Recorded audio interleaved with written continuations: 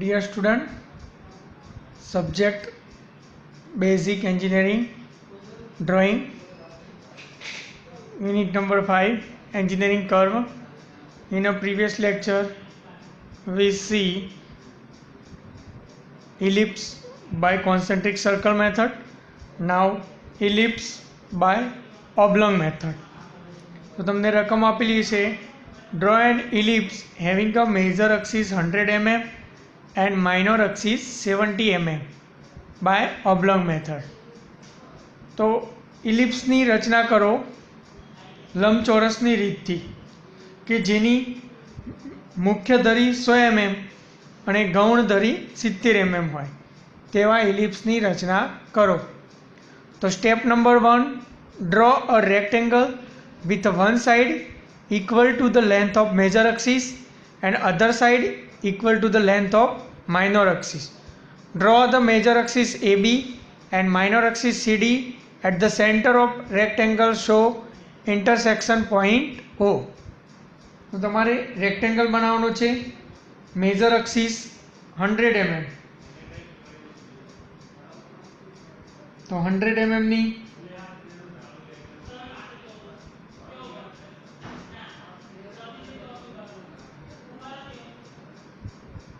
Major axis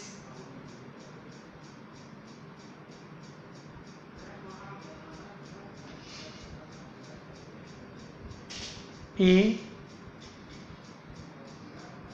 B નો middle પોઈન્ટથી આપણે માઇનર એક્સિસ ડ્રો કરીશું.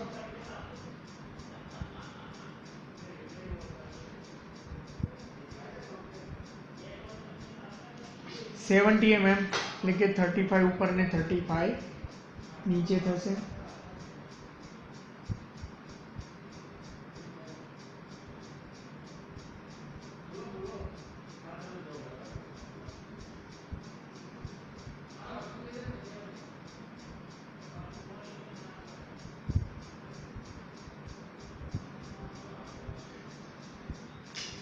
મેજર એક્સિસ અને minor axis CD intersection point O. Rectangle પૂરો કરવાનો છે હવે આપણે.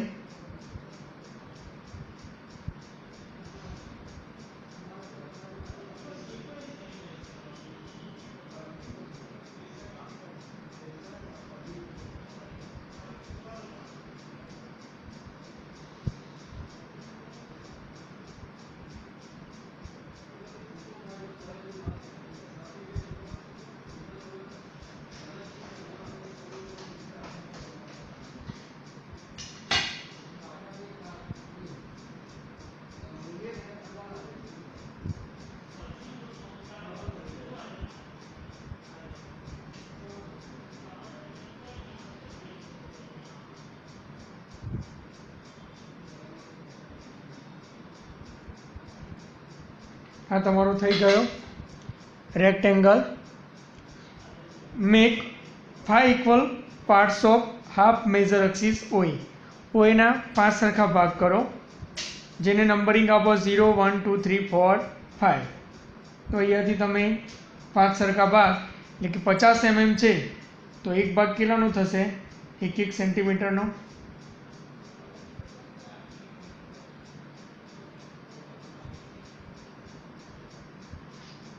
તો અહીંયા થયો 0 1 2 3 4 અને 5. તો show them 0 to 5 from O to A. Similarly, make 5 equal part of half length of shorter side of rectangle and show them 0 1 2 3 4 5. તો અહીંયા શોર્ટર લેન્થ થશે તમારી આ, તો એના પણ તમારે હાફના 5 સરખા ભાગ. તો આ બાજુ જે ભાગ છે એના પણ 5 સરખા ભાગ. તો અહીંયા તમે જાણો છો માઇનર એક્સિસ તમારી કેટલી છે? 70 mm. તો આ તમારું થશે 35. તો 35 ડિવાઇડેડ બાય 5 કરો એટલે એક ભાગ કેટલાનો થશે? 7 mm નો. તો અહીંયાથી તમે 7 mm ના ડિસ્ટન્સે આર્ક લઈશું.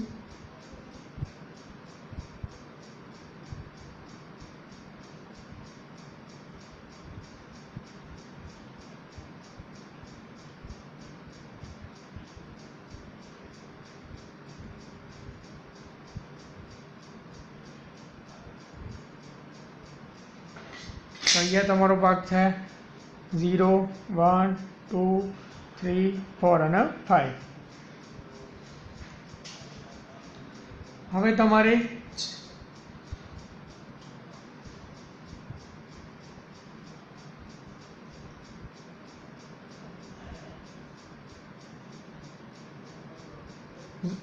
વન ટુ સી અથવા D1 D2 D3 D4 અને D5. હવે તમારે આને શું કરવાનું છે?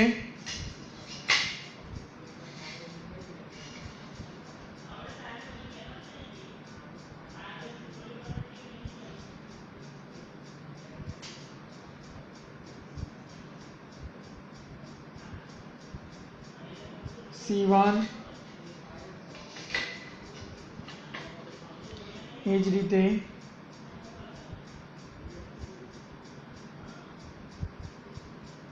C2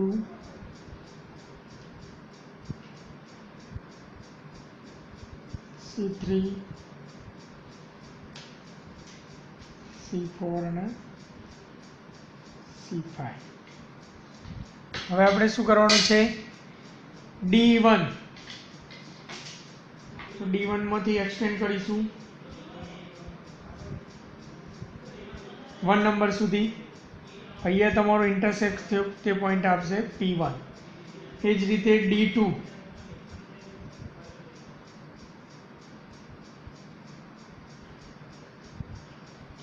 અહીંયા સુધી એક્સટેન્ડ કરશો એટલે તમારો પોઈન્ટ આવશે P2. સેમ ટુ સેમ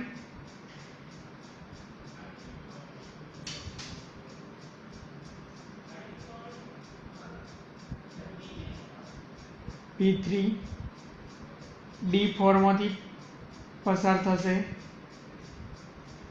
4 નંબરના સુધી, તો આ થયો તમારો P4 ને અહીંયા થશે P5. તો આ રીતે તમને અહીંયાથી P0 P1 P2 P3 P4 P5 point મળ્યા. એ જ રીતે સેમ ટુ સેમ આ બાજુ પણ આપણે કરીશું. તો અહીંયા પણ તમારે 5 સરખા ભાગ, તો OA છે એ જ રીતે તમારે OB નું થશે.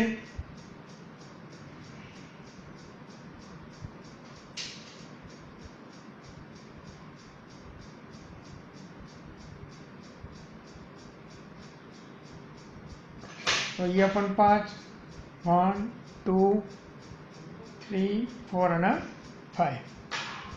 એ જ રીતે સેમ ટુ સેમ આ બાજુ. તો એ રીતે તમે 7-7 mm તમે ભાગ કરી શકો.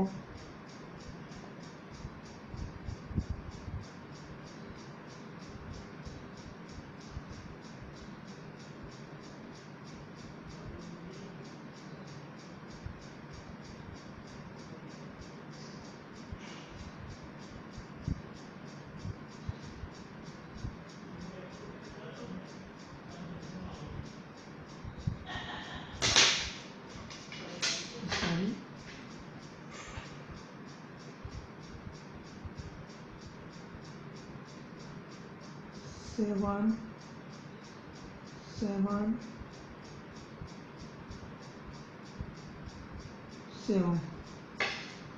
તો આ તમારો થયો 0 1 2 3 4 અને 5. અહીંયા પણ સેમ ટુ સેમ C ને 1 સાથે જોઈન કરો.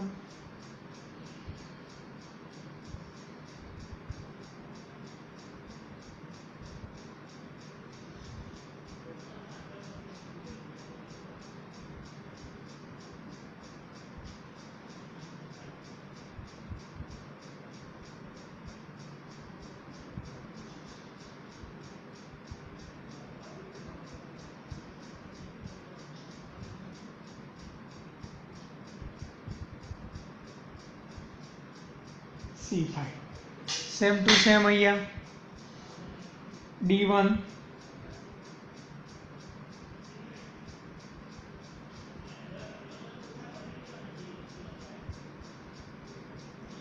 તો અહીંયા તમારો પોઈન્ટ P1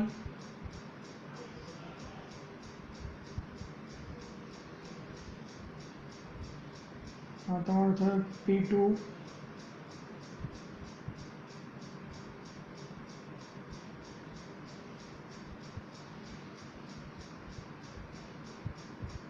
P3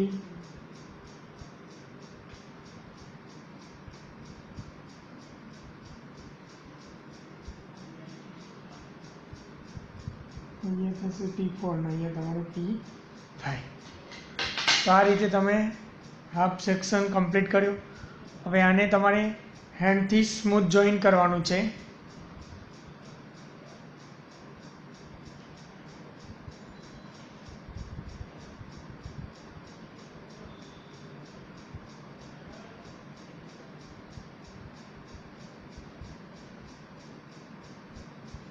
એ જ રીતે સેમ ટુ સેમ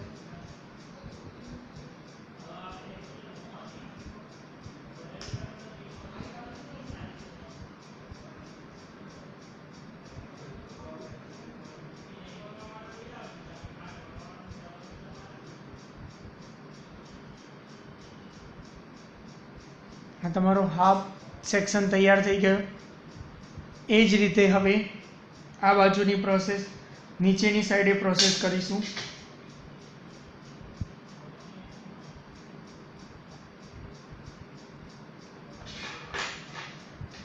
આના પણ 5 સરખા ભાગ.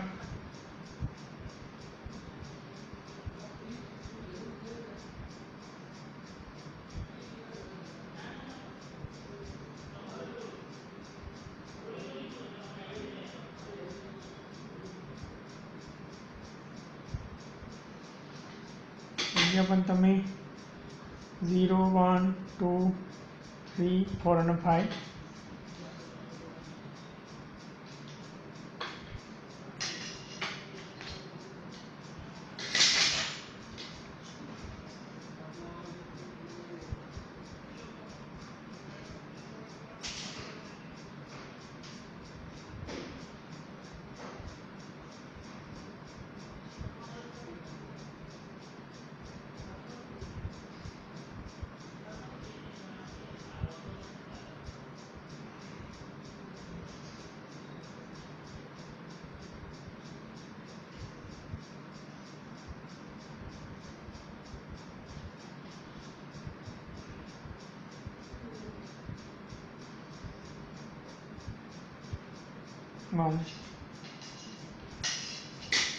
હવે અહીંયાથી C1 માંથી C1 to 1 નંબરના પોઈન્ટ સુધી લંબાઈશું. તો આ થયો તમારો P1. એ જ રીતે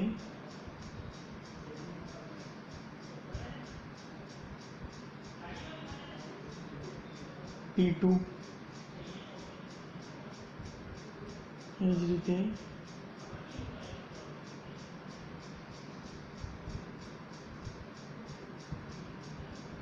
થર્ડ નંબર P3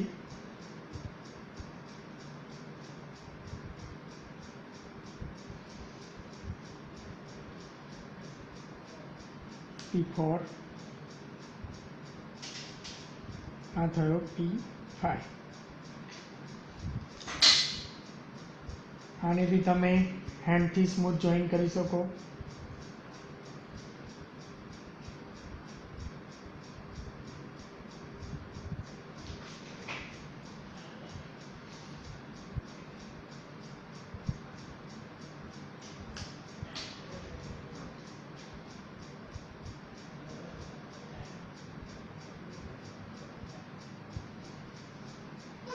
તમે ફ્રેન્ચ કરવાનો પણ ઉપયોગ કરી શકો. Same to same fourth portion.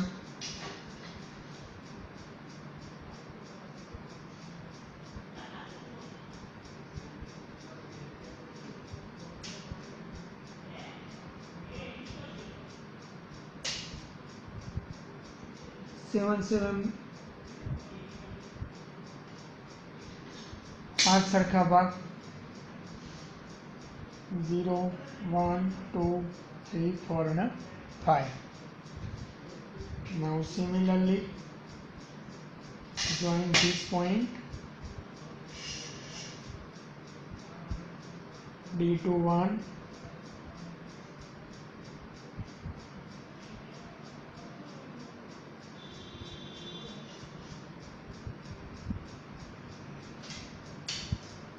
D2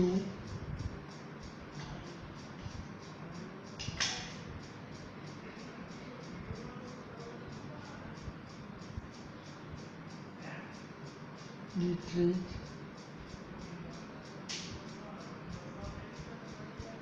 D4. Now similarly, C as a center,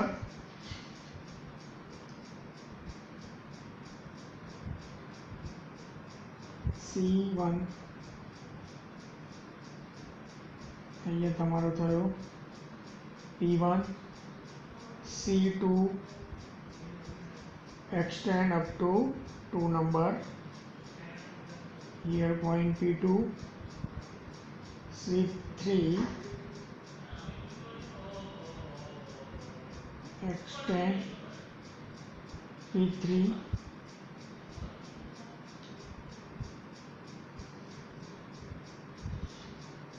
P4 અથવા P5. આને પણ આપણે સ્મૂથલી જોઈન કરશું.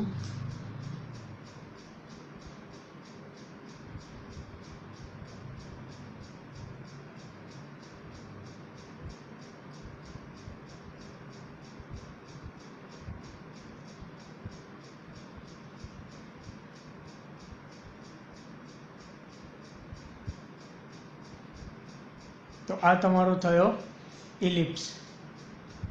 તો draw an ellipse by oblong method.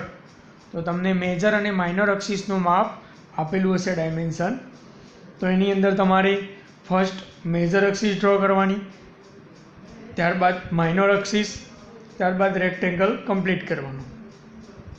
ત્યારબાદ ઓએના 5 સરખા ભાગ કરો છો તો આ તમારી જે માઇનર હાફ અક્ષિસ છે એના પણ 5 સરખા ભાગ કરવાના છે.